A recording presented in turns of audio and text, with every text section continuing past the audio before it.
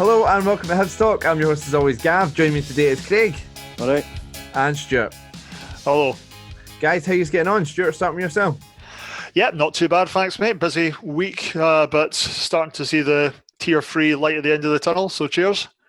Aye. I mean, we were just sort of going into tier 4 here up in West Lothian where I am, but how you've sort of found things down there in terms of lockdown and stuff?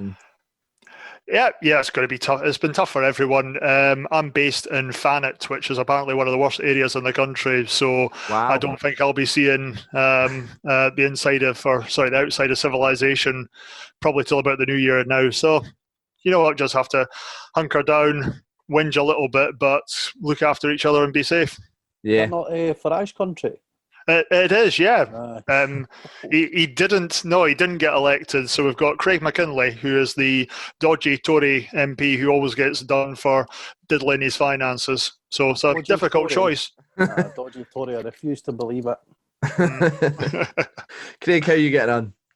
All right, mate. Don't know if you can notice I got a wee trim earlier, so I did notice. Looking smart. Look good, feel good. That's the all that is, but nothing much, mate. Same as everyone else, I think. Just trying to get by. I was actually speaking to the guy the guy that cuts my hair the day, and we were both just saying how sick of it we are. Like it's just I mean, I was saying I was out somewhere the other day, and I quickly found myself in a situation where loads of people congregated in a very short space of time, and it's the first time that I've ever felt like that. I kind of felt a bit anxious. Aye, you know, because I've felt like that. We've been around a crowd of people for what? I mean, what was it? March? Was it March? Yeah, March would have been. Aye, so what? So that's 8 months. I think so. You're really entitled to feel that way. It's when was the last time you turned on the news and it wasn't immediately about COVID? Probably last night for Maradona, but before that, it's been nothing but COVID. It's not that I'm like it wasn't from a sort of standpoint of one of these people might have it or I could catch it or whatever. More just a point of can it just suddenly hit me? It was like, fuck, this is quite busy. Yeah, I mean, I had this a couple of years ago. I was at a gig and I had like a really strange. Out of nowhere, I had an anxiety attack where it's like I just felt like, oh my god, there's so many people around me. And I'll be honest, I'm a bit concerned about going back to normality eventually and being in that situation for the first time in a long time. It's kind of where you've got people around you, your mind's automatically going to go, oh, germs and COVID, and even though if it's gone, you're still going to feel that way. So it's a bit. I can understand that sort of feeling. It's horrible. But yeah, hopefully though, like I say, the thing is, if we do get back to normal, it means we can be back at Easter Road. So that's the main thing. I think I desperately missing that as well. Just that cannot wait on a Saturday. But yeah, so obviously we're going to be chatting about Hibs today. We're going to have a chat about Leeann Dempster. The news sort of came out initially in sort of some rumours, and then I think I said journalists reporting, and Hibs finally announced it about Leeann Dempster moving on. We'll obviously have a chat about the St Johnstone game and look ahead to the Dundee game, and of course finish with a game of start bench sell. Starting with Leeann Dempster, Stuart, I think it's fair to say when she came in 2014, she inherited a right mess. Absolutely. It's amazing to think it was 6 years ago. The club has been in a real roller coaster since that point and beyond. She came with a fantastic reputation from Motherwell. Motherwell fan I know was absolutely gutted to see her go, and that's not something you often hear about directors or something like that leaving a club. Most fans were quite happy to see the shot of them, but as you said, she came in, inherited that situation, had to do some real, I suppose, kind of dirty but necessary work with regards to Butcher, his management team, and some of the other players. But kind of, you know what, all we can do is really thank her. She's been absolutely fantastic. She's always been in and amongst the fans, and had a massive hand in delivering the Holy Grail. What more can be said? I think, Craig, it's one of the things that I noticed the club were kind of pointing out in their statement was that she had the job offer in the spring of 2014 and Hibs were mid-table, and then Hibs of course got relegated. She didn't have to take the job. She could have walked away from it. No, you're right. And I mean, if I remember correctly, I'm sure the day after relegation, she was at Easter Road to start working. You know, like Stuart says, and like he's both said, she inherited an absolute mess. I mean, I don't think in my lifetime anyway, we have been anywhere near as bad as the club was at that time. I mean, the sort of separation from players and fans as well, you know, couldn't have been any greater. And you know, she came in at a time where, you know, we were going into the Championship in one of the most surreal situations, whereby Hearts had already went down and Rangers had just been promoted. You know, so like you say, she could have easily turned round to us at the end of the season and went thanks, but no thanks. But she never. And she came in, and like Stuart said, you know, ultimately, you know, the focus of a lot of people will be on the fact that she was here while we won the Scottish Cup. But I think she done so much more, you know, for the club than that. You know, I think she gave the club, and it's, you know, she sort of reconnected the club with the fan base. And there is things that she done that I don't agree with. You know, like the loyalty points thing. You know, that's still a massive thing that she brought in. But you know, I certainly think if you look at it on a positive and negative standpoint, the positives far outweigh the negatives for me when it comes to Leeann Dempster and our tenure at Hibs. And absolutely, she definitely paved the way for Ron Gordon coming in. Can you imagine someone coming in and buying the club in the States that it was? Now, that's not a dig at previous to Leeann regime.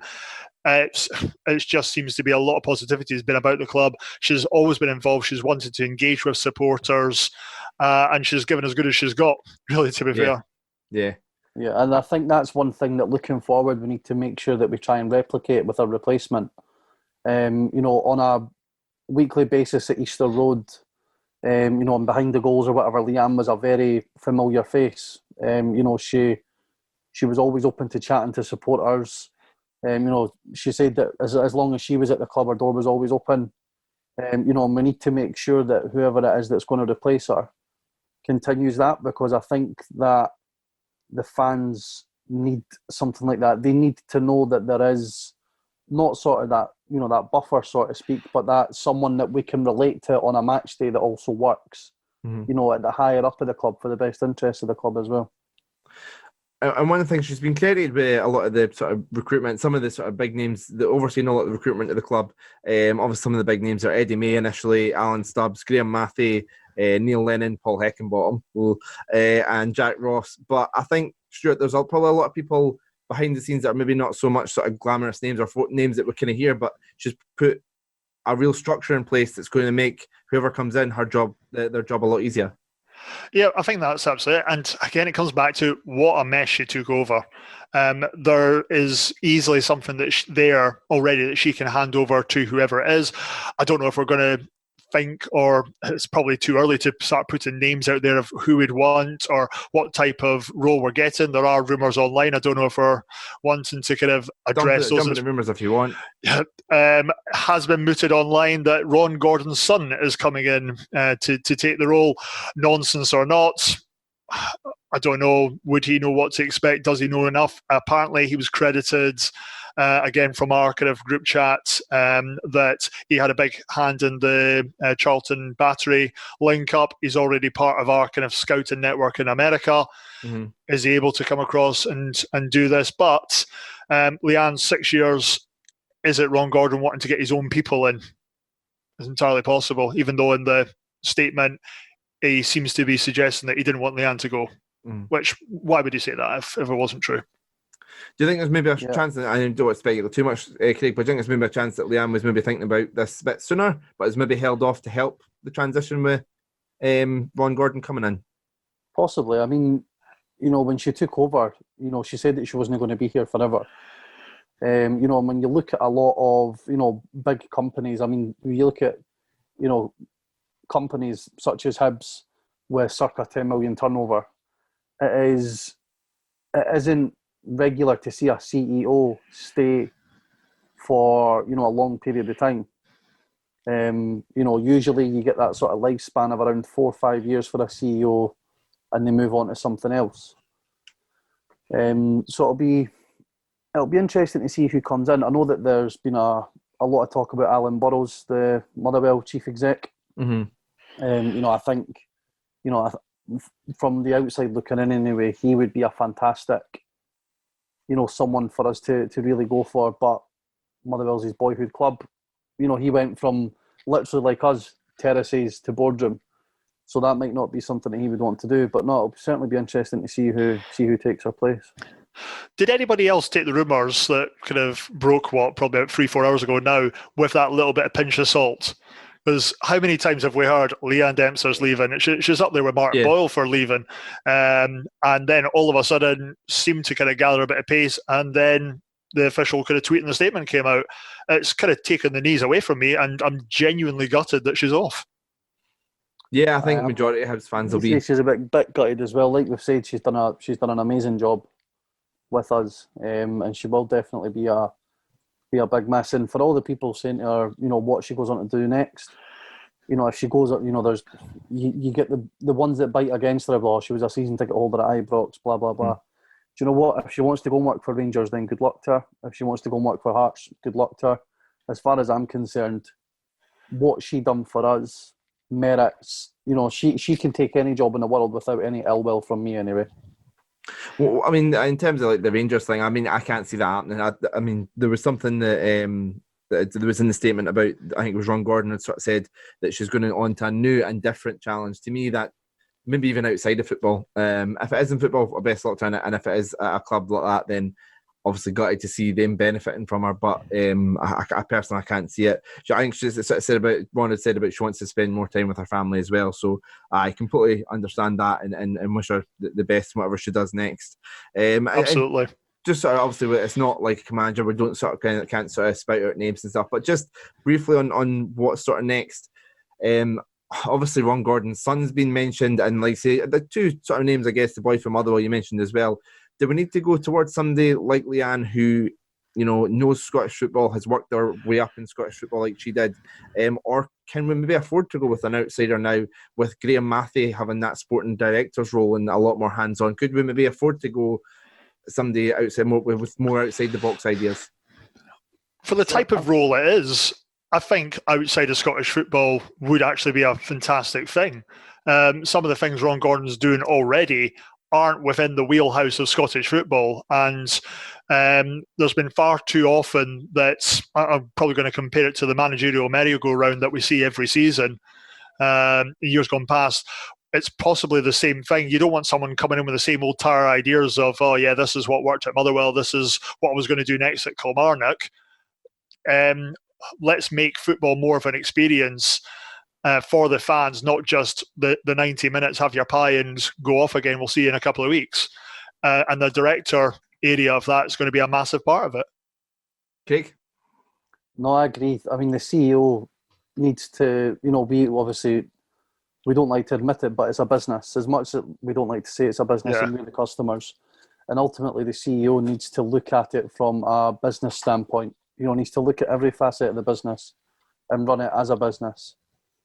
So having prior knowledge of Scottish football, doesn't bother me. I mean, it would help in terms of, if, for example, if Graham Matthew decides to move on one day, we know what kind of candidate we can get to bring him in. But ultimately, the knowledge thing of Scottish football isn't important. I think we're probably going to see a right shift in the way that the club operates, though. We see it now with Ron Gordon. I mean, every other day the Hibs Twitter's tweeting out that we've got a commercial deal with this company or that company, or we've got manscaping deals. We've got, what was the one announced today? Like a suit, like a clothing company. Mark Darcy. Yeah, we've got the one where the what's the one that they've got the Look? We've got the partnership with Look. Yeah, the terrace as well, the football memorabilia sort of side of things. Yeah, cups exactly. So, no, it seems to be that we're certainly looking to ramp up the ways that we can make money. And I wouldn't be surprised if we start to go down a more Americanized route. Like Stuart says, they want to expand it on turn up, have your pie, watch the game, away you go.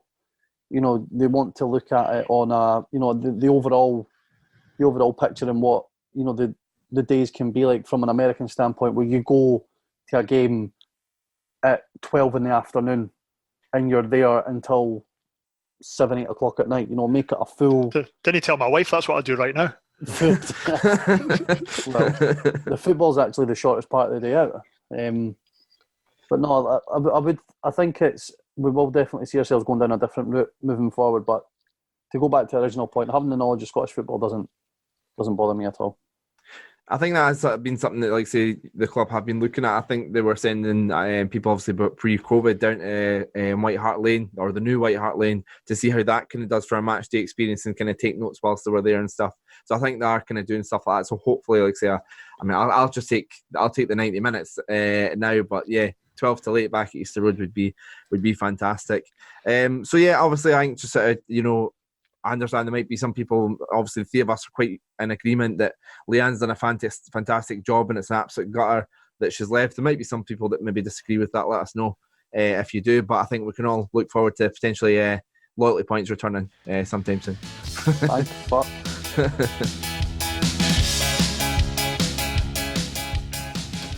So as I spoke about before, we are doing Movember. I'm looking at mine now, it's hard to layer, but yeah, we're meant to be doing Movember with the other Hibs podcast boys, and I'm really pleased to say that we've now well over £2,000 between the three podcasts, £2,260 currently, which is fantastic. Thank you to everyone who's donated. Thank you. And Stuart, you're running away with £790 currently. Yeah, not too bad. Yeah, the fundraising's gone well this year. It has been very difficult out there fundraising. Normally, as a Movember ambassador, you'd be organising meetups and gatherings and things like that. A lot more you can do with getting people out and about. November's a great time to do it, but the online engagement has been absolutely fantastic. People holding online quizzes. The other night, I did a whiskey Jameson's tasting, which God's a tough gig, but somebody's got to do it. And you know what, people have kind of really embraced it this year. People see it as a good thing. Mental health being at the forefront of a lot of people's minds right now, as well as the prostate and testicular cancer that we are striving to end. And a good wee stats there, that this year it's been participated in by over 325,000 people in 22 countries worldwide. So well done to all the guys from the Hibs pod talking casts, whatever the word is, for everyone getting involved and highlighting that. And I hope you have been enjoying the Hibs Movembers that I've been putting on the Facebook. Yeah, it's been great that all the sort of different photos you get former Hibs players with mustaches. But Craig, I think it's like, obviously the mental health is going to be a big thing this year. With we spoke earlier at the start of the podcast about anxiety, about being around people for the first time in a while, and about how tough it's been with lockdown and stuff.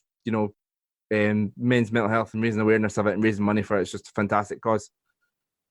Absolutely, and I'm just disappointed I couldn't join you, because as you can see, I think I shaved Friday, and there's nothing.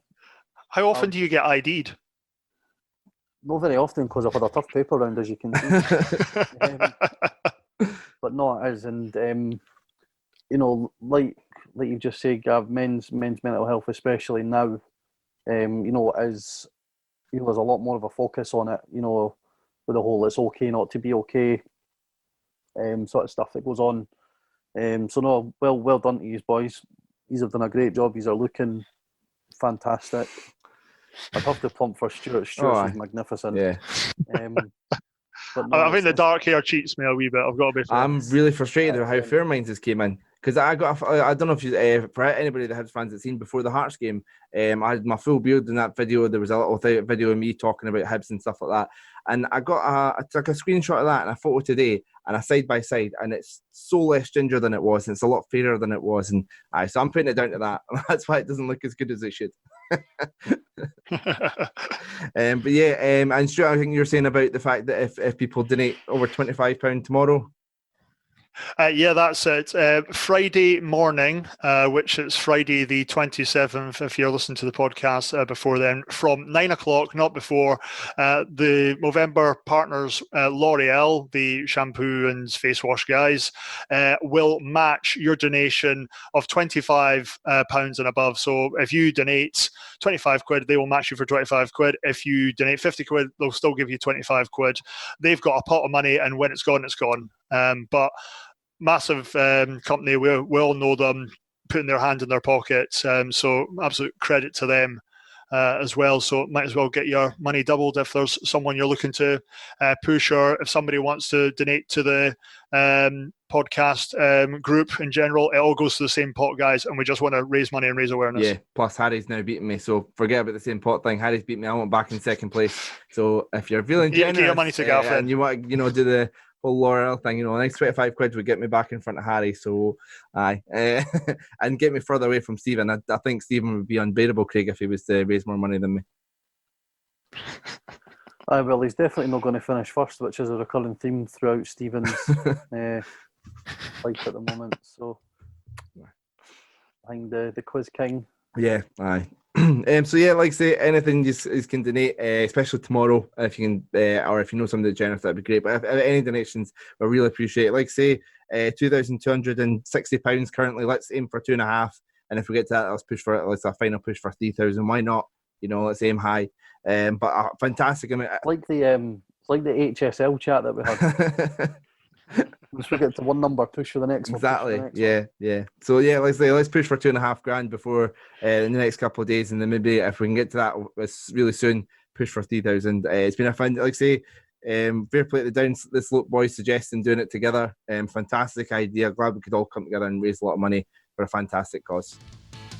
Absolutely. So let's move on to the St Johnstone game. 2-2 game finished. Deutsch ended up on the bench rather than starting, and started the game, and then of course Hamlin went off injured quite early on. McGregor came on. We spoke about the lack of competition on the bench on the podcast earlier in the week with the other guys, and we spoke about how the goals being conceded were kind of individual errors, but the first goal, Craig, defence just all over the place. It's just a shambles, mate. I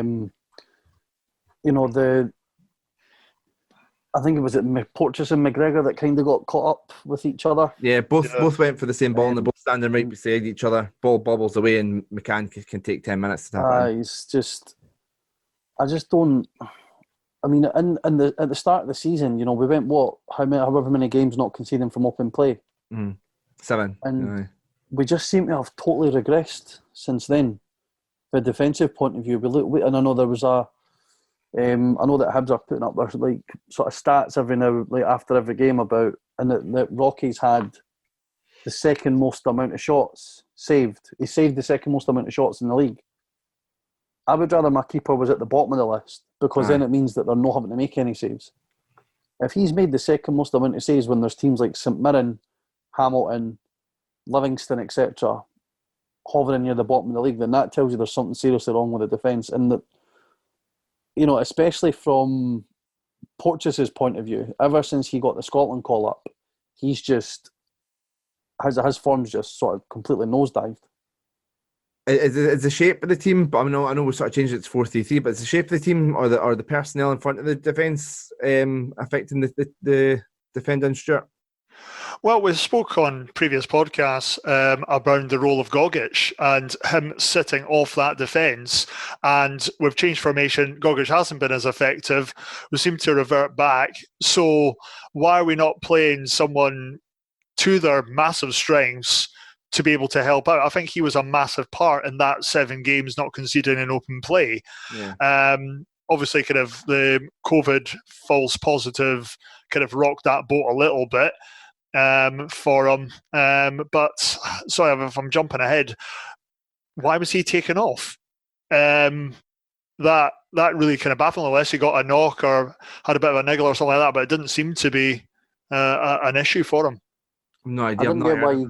If what I don't understand is, right, he's been known to play as a centre half in the past. So if we're going to a back 3, why is it that McGinn's having to shuffle across one and then Boyle's dropping back? Why not just slip Gogic back? And you can literally go from a 3 to a 4 like that. When we're defending, he just completely drops in between the two centre halves.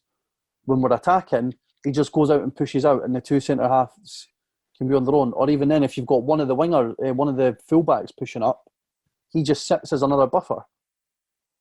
Like I don't get the way that we're set up just now, and when it comes to certain personnel in the team, like if I'm being honest, I'm just a wee bit sick of Hibs at the moment. The semi-final really, really scunnered me. Like, that proper took it out of me. And I've not felt like that with Hibs for a long, long time, even through the amount of shite that we've been through. Got to agree. And, I think we were all in agreement with that. We had that Friday night, we were so pumped up for it. And that was just so deflating. And then, obviously, we got a really good result against Celtic, second half performance anyway. And just the way that we're playing now, we're just boring. I just, you're saying you can't wait to get back to Easter Road, but at the moment I'm quite glad that we're not there, because I wouldn't want to sit freezing my balls off on a Tuesday night in the middle of November to watch that. Aye, I like to say, I want to talk about how we're playing in a minute. We'll get through the rest of the play-by-play and get to that, because there's a couple of points I wanted to pick up on there. But I'd like to say on that, obviously we got back into the game immediately. McGinn with the goal, he kind of came forward, played it inside to Murphy, whose attempt to return it was blocked, but it came to Nisbet, who flicked it through, great ball through, and McGinn sort of very calmly, Stuart, a fantastic finish. Yeah, for some reason, teams are always at their weakest when they've just scored. It was nice to be on the other end of that for what seemed like for a change. But yeah, what a fantastic finish by the right back. Aye, great. Aye. No, sorry, on you go. Yeah, and like I say, Witherspoon came on as a sub, and he sort of looked a bit dangerous at times. There was a time where McGregor went to judge the flight of the ball, completely misjudged it. Witherspoon got in, and kind of the shot thankfully went wide. Wee warning shot, perhaps. 3 minutes later, Witherspoon scores. I mean, we've got the ball in our own half. There's a bit of pressure from St Johnstone, and Nisbet plays it back to Mallan. And I don't know if you've watched the highlights back. Mallan should get that ball, but he's asleep, Stuart. He's no... Craig, sorry, he's asleep and he's no ready for the ball coming to him. St Johnstone player just intercepts it. He never is ready for the ball coming to him, unless he's got 15, 20 yards around him where he can play a 50-yard diagonal pass. Like, all he seemed to do was swing at air on Tuesday night. Just swing and swing and swing. And that second goal just summed it up for me. Like you said, he should get the ball. He doesn't. And instead of just taking the boy out, just take him out. Just take the dangerous tackle, get a booking or whatever. But no, he kicks thin air. And obviously, then it goes to, I think, is it McGregor gets pulled out of position. I think McGregor and Porteous are kind of waiting for Witherspoon to pass it, and then Witherspoon just doesn't. And then McGregor gets pulled out of position. He dances past him, and he takes off the shot. Just you talk about defending for the front. It's just a comedy of errors for that one, and I think is very, sort of suits where we are at the moment in terms of how we're playing. That is for a team the way that we are just now, for a team maybe low on confidence, not at full strength. That's the kind of goal that you see teams like that losing. We've been harsh on the defence at times, Stuart, but I mean, I think you see how much space Witherspoon has to run at them. It's no easy job for them now. It's not, no, but St Johnstone definitely seemed like they were more up for the game. They were more dynamic, pressing forward. We can sit here and say, "Oh, it was a horrible night Easter Road." God, they were playing in the same thing that we were, and it was just a very frustrating. And I'm going to go back to my previous point. Why did we take Gogic off? For me, the obvious one was taking Mallan off. Mallan is not having a good time of it all right now. Okay, good goal against Dundee. Could the keeper have done better there? Absolutely, but his confidence should have been up a wee bit from being able to ping that one. It was featured on Premier Sports social media. It was featured on his social media. So the guy was getting some good plaudits for it. That's where a player can get some confidence and build on. Where was that guy? And we have to remember, this was a guy who was also our player of the year a couple of seasons ago. Yeah. Jack Ross knows about this guy. He brought him through at St Mirren. What's happening to him? I'm sorry, I don't have the answer, but it's just frustrating. He's an empty jersey for me. I mean, the midfield without Gogic isn't anywhere near mobile enough. Newell gets up and down the pitch, but he's not quick. You know, he's not got that sort of wee burst of acceleration to get away from players. You know, he's very tidy on the ball, but he's not got that, you know, pace to get away from somebody. Mallan he's effectively like a kicker in the NFL, and even then, he's been roughly rubbish at that for the last. You know, I think it was you, Gav, that said that he's not scored a free kick since his first late couple of months at the 2018. club. Aye. Jeez, There you go, two and a bit years later, and he's not scored a free kick. I know that's not all he's there for, but you know, he has got such a great right foot, and he's shooting for distance now more often than not. Isn't great. His delivery for set pieces is absolutely shocking. Oh, some of his corners were disgusting the other night. I don't know why Joe Neal's not taking them. He's much better at corners. I mean, I'm probably maybe going to get a bit of stick for it with Mallan, but I just really dislike him in this Hibs team at the moment. Nothing against him personally, but I think he's, for where we want to go as a club, he is nowhere near the standard required for us. Are we missing, like, I guess, like, say, just as we're talking about the midfield, we've come to this point now, are we really missing that directness? You know, you think about Scott Allen, how he can sort of get forward a bit and play a pass. Obviously, a few years ago, one of the best players in the world, obviously, with John McGinn, would get the ball and he'd burst forward. We've had players look like that. Even Docherty, at the end of last season, was doing that. He was getting the ball bursting forward. Joe Newell, very tidy player, very good at doing a bit of footwork and getting himself from space and then playing it out wide or sort of slowly coming forward. Mallan can sometimes do that, or if he's got space, he can play a decent ball. Majority of times it's lateral passes, and Gogic is very defensive. Stuart, we're missing somebody, like, are we missing McGuinness already, who's hardly even played, and Allen, players that can drive us forward from the middle of the park? You know what? It sounds terrible. I keep forgetting we got McGuinness. Yeah. Probably because we've seen so little of him. I'm sure it's just was it a bit of a knock that he got when he was away with the under-21s? I'm not sure. It's a hamstring. Oh, there you go. But we're approaching another window, and I'm sitting here thinking we almost need the spine of the team again. Yeah. We need a centre-back. We need a centre midfielder. Obviously, sign up Rocky again. And I still feel we need another striker. I'm willing to give Newell a pass. He's been great so far this season. He just had a rotten night. But there was far too many passengers or people just not looking interested. So I could almost say we were lucky to get a draw at home to St Johnstone. And that's not where I want to be. We got that draw from, like say, Murphy driving forward, Mackie on the overlap. Murphy played it to Mackie. Good, really good ball in. I think Nisbet kind of went for it at the back post, but just missed it. Felt like McGinn, and another great finish from him. I think the keeper got a slight touch in it, but yeah, I mean, that left-hand side, though, I mean, it was one of the positives, Craig, from that the night. Murphy and Mackie looked.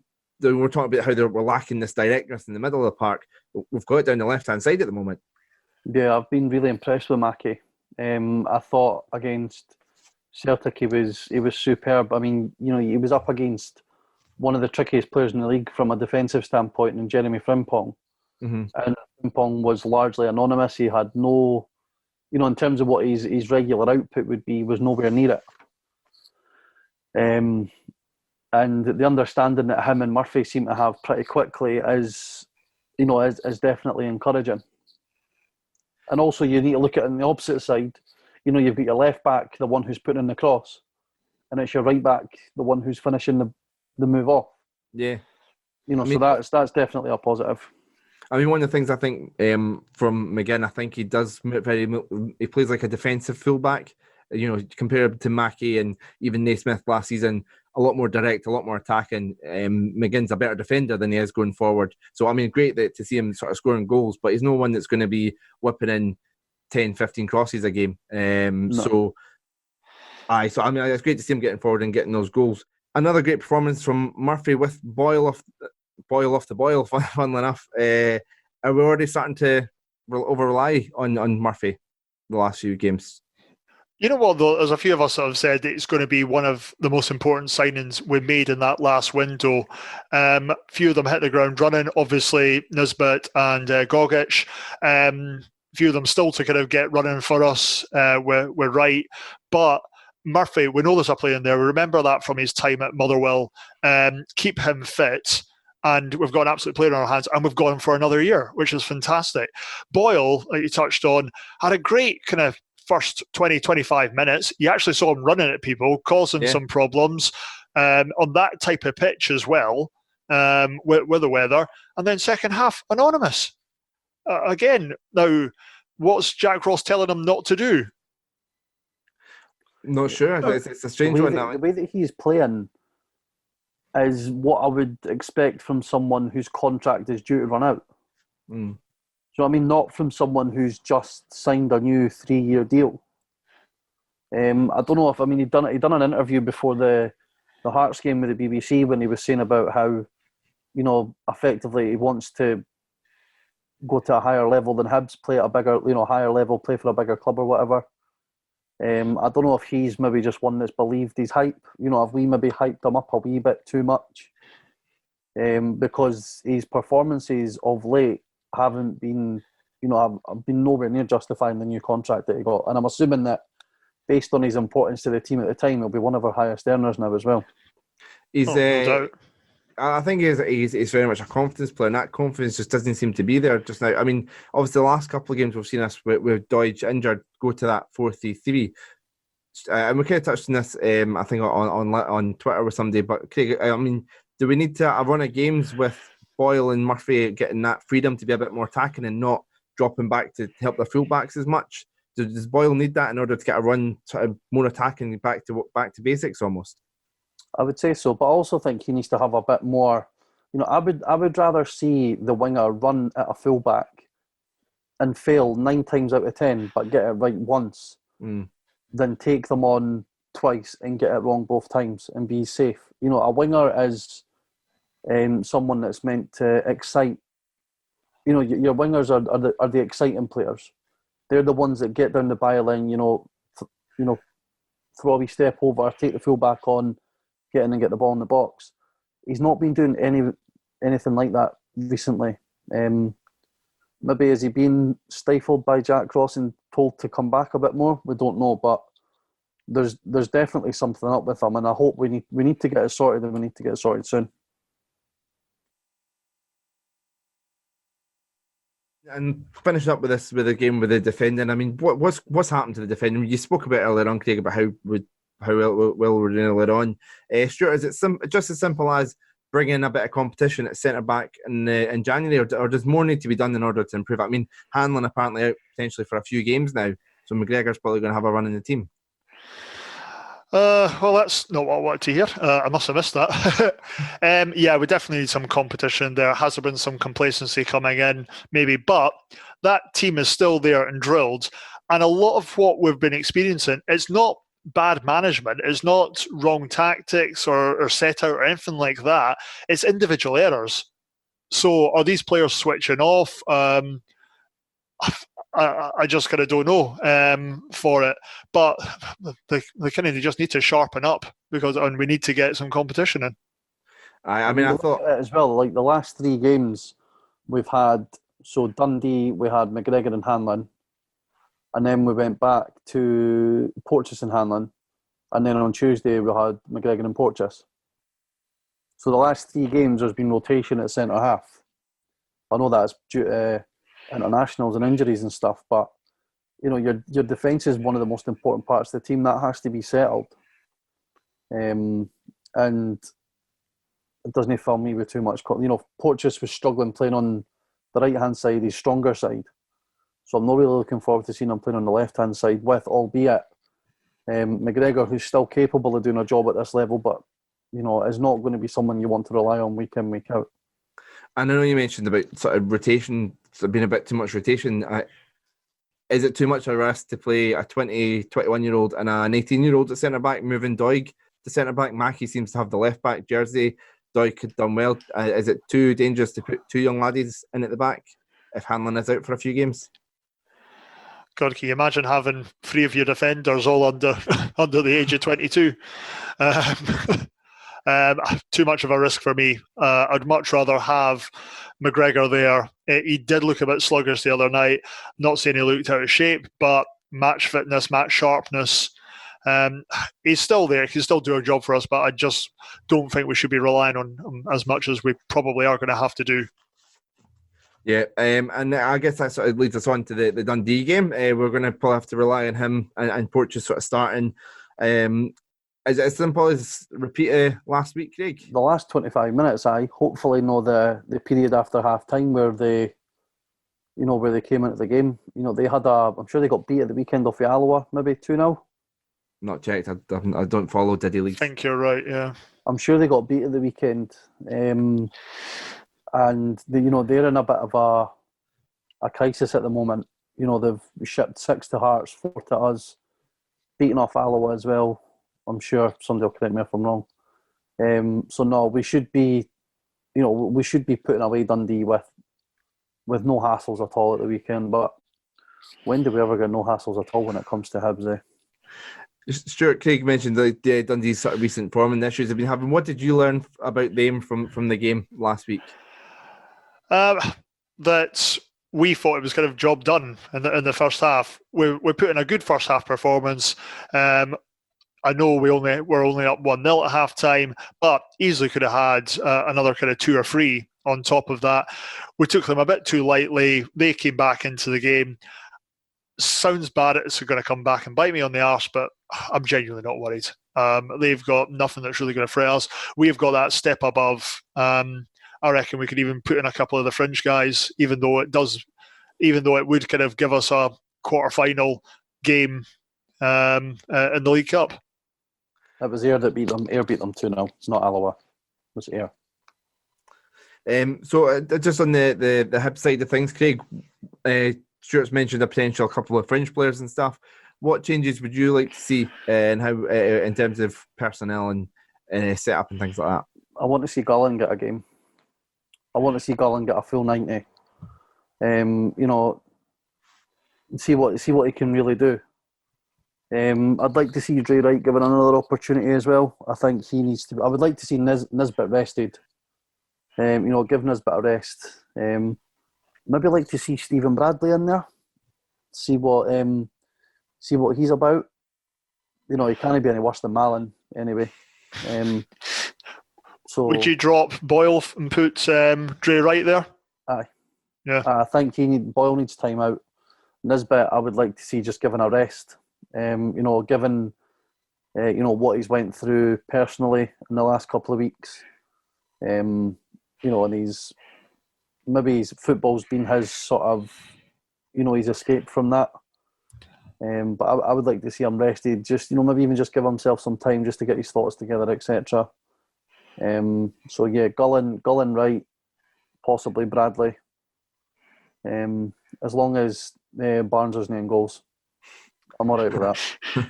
If Boyle was to be on the bench, Stuart, could there be an opportunity for him to, come on the last 20 minutes, run at tired legs and potentially get a bit of that confidence back? Well, Boyle, when he first came to us, was that type of impact player, and that's what got the fans on their feet and got us on side for, we need to sign this guy, we need him on permanent. Just kind of might just give him a bit of a position to remind him, no, you're not necessarily first name on the team sheet. I'm sure he knows himself he's not been performing to his normal high standards. I don't think there's been some fans online suggesting, he's just resting back now that he's got his cushy contract. I don't think he's that kind of guy. To be honest. I think just kind of give him a rest, but let him on with that last kind of 25 minutes. And Craig, I know you've already touched this, so I'll come to Stuart again. I mean, Doidge came off the bench. Would you like to see him start Stuart and potentially rest Nisbet, or would you like to see the two of them back as a partnership? I'd like to probably just start him on the bench. If he has kind of still damaged his ankle, the service to Doidge and Nisbet against St Johnstone was shocking, so we didn't really get to see much of either of them. But I don't want to be in a position going into the last 20-25 minutes against Dundee that you're thinking, we need a couple of goals to put this to bed. I reckon our boys could just kind of get up there and do that anyway. But no, I'm all for Craig's idea of starting Gullen. Yeah, I personally, I'd quite like to see Doidge and Gullen play as a two. I think Gullen, when he played up top on his own, one of the, I think it was either Cove Rangers or Brora Rangers, I think he was struggling to play as a lone striker. And then when he moved out to the left, he was looking a lot more dangerous. So it kind of, does he play it on the left and we give Murphy a rest, or does he play up top? I'd maybe like to see him with a partner if he was given a game up top. But I think him and Nisbet would be a good partnership. Longer term, I think they would be cracking together. I agree. I'd like to see that too. Whether we see that on Saturday or not, that'd be exciting if we could see that on Saturday. So what's your score predictions for the game? I'll go 3-0 Hibs, Mallan double. Craig? Seeing as Stuart's just stole my prediction, I'll go 4-0 Hibs. Sorry, Craig. I'm going to go 2-0. I think, I like say Dundee have, I know we scored 4 against them the other day, but and they've been conceding goals, but I just don't see a lot from Hibs in an attacking sense at the moment. So, but I still think we'll get a couple. And Dundee, I don't see them challenging us. So yeah, 2-0 into the quarterfinals. So we're going to finish up today with a game at start, bench, sell. Since we've done the St Johnstone version last week, I thought we'd do the Dundee version this week. So 3 players that have played for Dundee and Hibs. You can only start one, you have to bench one and sell one. Pretty simple. So the 3 players we've got are Scott Allan, Martin Boyle and Kevin Thompson. Craig, we've talked about Scott Allan loads, but definitely a player we're missing in the team at the moment. Oh, 100%. Like, I actually miss him so much. Mm-hmm. Like, I think even his presence in the team just gives supporters a lift, because you know that it was, we've had players like that for so many years. You go back to Griffiths, Riordan, players that can just literally pick a moment for nothing. So we're desperately missing him at the moment. I can only hope that he's, this health issue can be resolved. 1, for his own health, most importantly, and 2, so we can see him back in a Hibs jersey again. I think it'd be good for the fans' health as well. Aye, definitely. Yeah.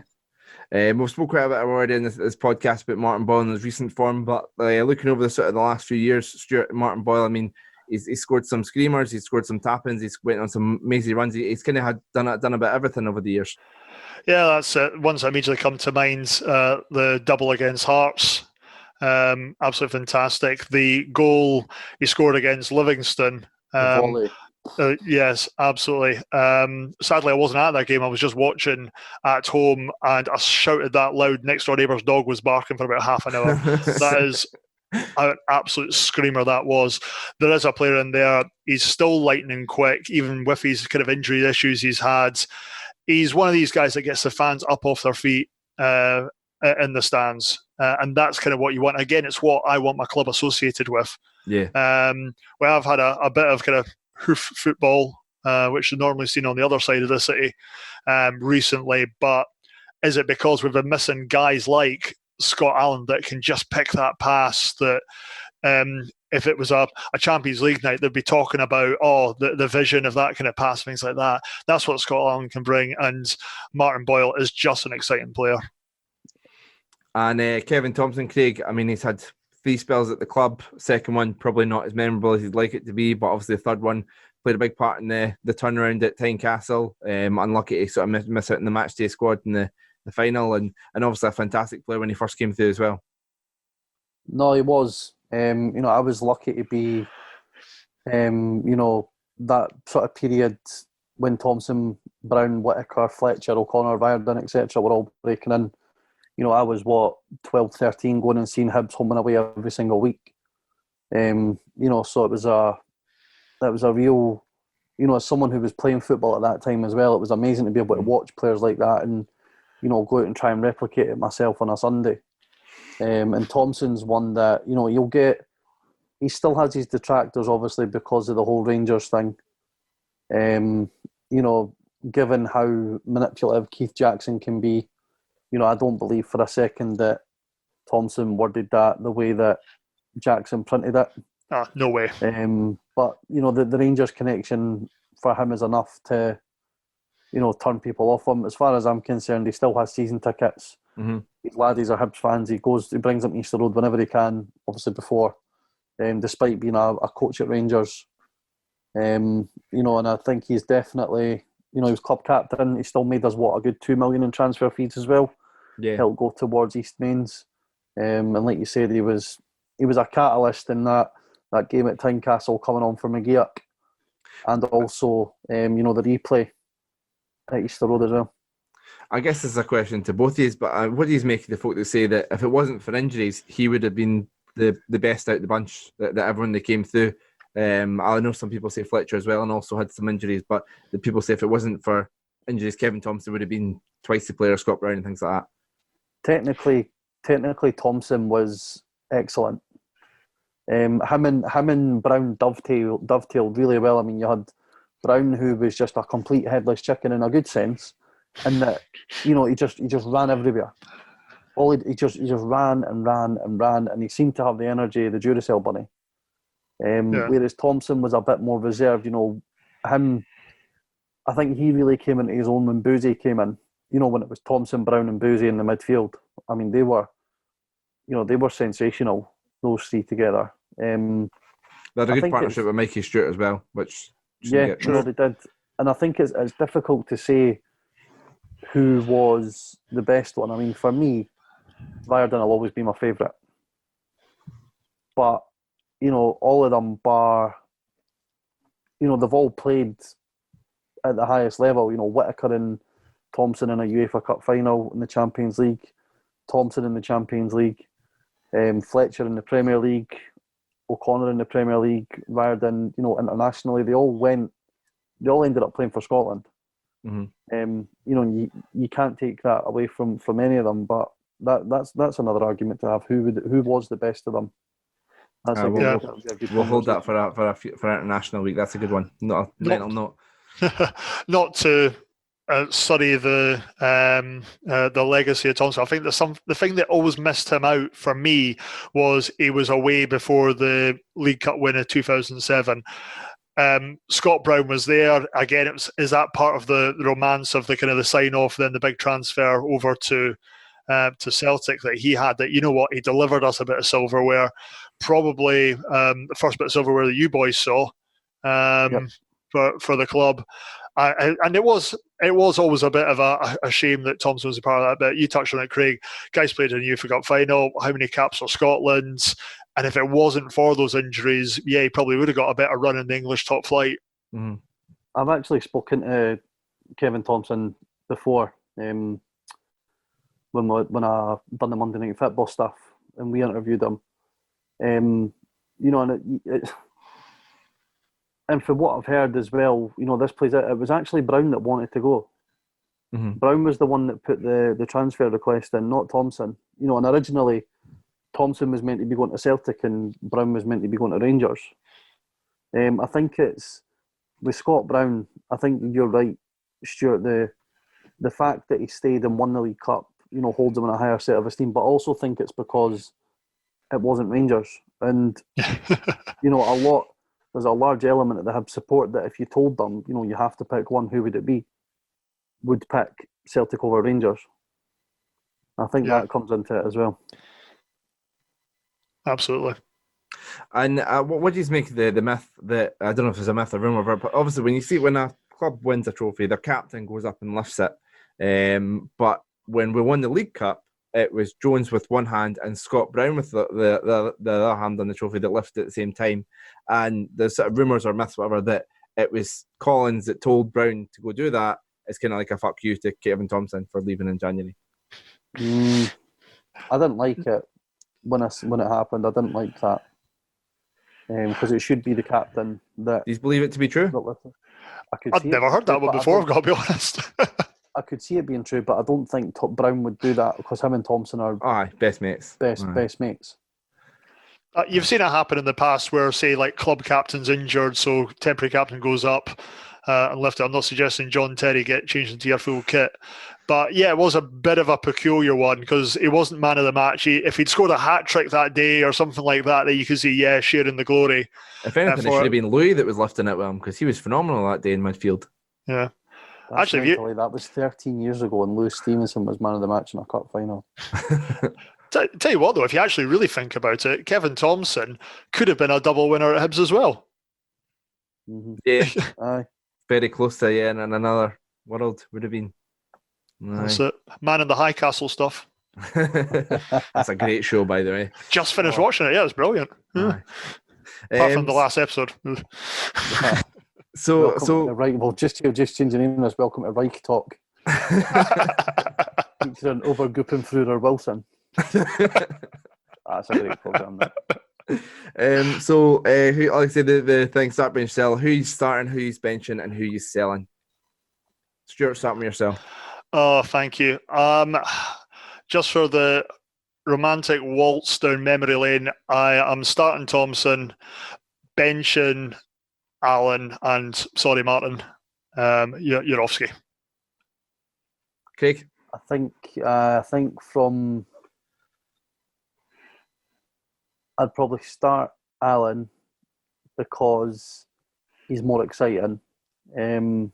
He's especially that sort of his best spell, that 6 months when he came back on loan. He was sublime. Benching Thompson and Derby double or not. Sorry, Martin, I'm gonna have to sell you. I think we're all going for something different today. So I'm going to start Scott Allen just because he's one of the most exciting players in recent years, although Kevin Thompson was a fantastic talent. Martin Boyle on the bench because we spoke about for the Dundee game how impactful he could be off the bench, and I just because he's the last one left selling Kevin Thompson. So we all went for something different there. So we'll finish up there then. We'll put out a graphic for that and let us know who you would start bench and sell at 3 or on the posts on .net or on Hibs Bounce. Let us know there. So guys, what you've got planned for the rest of the night? Stuart? Nice quiet one. Can't go anywhere. Yeah. Might try and watch what remaining Europa League games on. I know it was Arsenal were playing earlier, and so were Celtic. Celtic are currently getting beat 3-1. 3-1 now. So I'll be putting my application in for the Celtic job. Good stuff. Craig, your plans for tonight? I'll probably just watch the Rangers Benfica game. Yeah. Maybe dip into a little bit of FIFA. FIFA's sort of taken over me. As you'll have noticed, I've not been in Verdansk for a while. You've not. No. I am kind of. Oh, is this going to be 4? It's going to be 4. Oh, he's taking a touch. What an idiot! 4-1. There you go. Live commentary of the Celtic game as well. I'm sorry. Who was slagging Cliff Pike on the group chat for the commentary? I'm not wanting him replaced with Craig after that. I've got to be honest. I know. I kind of forgot we were recording there. So yeah, 4-1 at Celtic we're currently live recording. I